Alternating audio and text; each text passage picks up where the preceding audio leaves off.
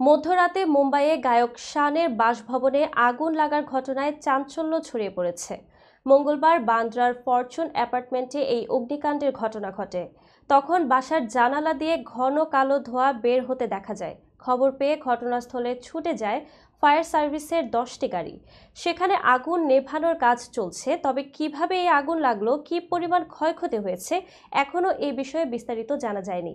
ভারতীয় সংবাদ সংস্থা এএনআই এর ভিডিওতে শানের ওই ফ্ল্যাটের জানালা থেকে ধোঁয়ার কুণ্ডলী বেরিয়ে আসতে দেখা গেছে।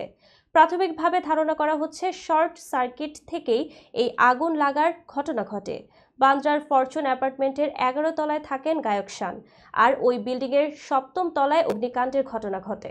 রাত 1:45 দিকে ওই বহুতল ভবনে আগুন লেগেছিল। এই ঘটনায় সে সময় ওই আবাসনে অনেকেই আটকে পড়েন। 80 বছরের এক বৃদ্ধা বাসিন্দাকে এই অগ্নিকাণ্ডের ঘটনায় শ্বাসকষ্টের কারণে হাসপাতালে ভর্তি করতে হয়েছে।